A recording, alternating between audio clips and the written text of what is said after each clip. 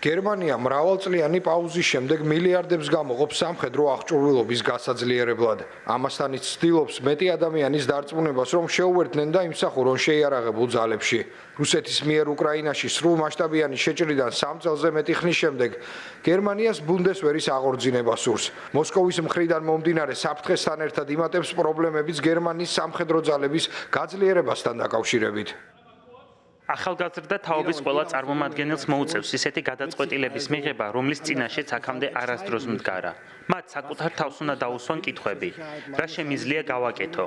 რა წვლილის შეტანა შემიძლია, რომ ჩემი ქვეყნის უსაფრთხოება და საცხოვრებელი სახლი დავიცვა? წელს სამხედრო ხარჯების ზრდასთან ერთად, რაზეც გერმანია და ნატოს მოკავშირეები შეთანხმდნენ, ალიანსი წევრ ქვეყნებს სამხედრო პერსონალის გაზრდისკენ მოუწოდებს. შედეგად ბერლინი 10,000-ობით სამხედრო მოსამსახურის დამატებას აპირებს. კანცლერი ფრიდრიხ მერცი ამბობს, რომ გერმანია არის ქვეყანა, რომელსაც ნატოში ევროპულ მხარეს ყველაზე ძლიერი რეგულარული არმია უნდა ჰყავდეს.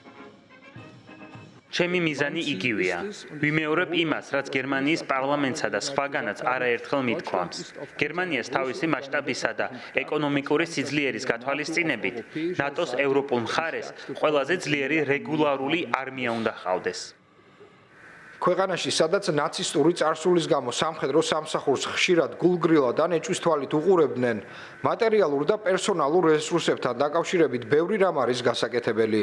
როგორც ცნობილია, გერმანიამ 2011 წელს მამაკაცებისთვის სამხედრო სამსახურში გაწვევა შეაჩერა, რის გამოც მოგვიანებით მოხალისეების მოზიდვა გაუჭირდა. მომდევნო წლებში ჯარში 180,000-ზე ოდნავ მეტი სამხედრო ირიცხებოდა, ახლა კი მთავრობა სურს მომდევნო 10 წლებში ეს მაჩვენებელი 260,000-მდე აიყვანოს. ერთი მხრივ ბუნდესვერმა უნდა სცადოს კიდევ უფრო მიმზიდველი გახდეს. არსებობდეს მიდგომები, მაგალითად უკეთესი ანაზღაურება. ეს ერთ-ერთი გზაა, მაგრამ უფრო მნიშვნელოვანი აღჭურვილობის დეფიციტის ფუნდამენტური მოგვარებაა. რადგან ძალა, რომელსაც არ აქვს საკმარისი ტანკი, გემი და ყაზარმა, მიმზიდველი არ არის დაინტერესებული პირებისთვის. ახალი სამხედრო საცხოვრებლების მშენებლობის პროგრამა 2031 წლისთვის 76 ახალი შენობის აშენებას ისახავს მიზნად.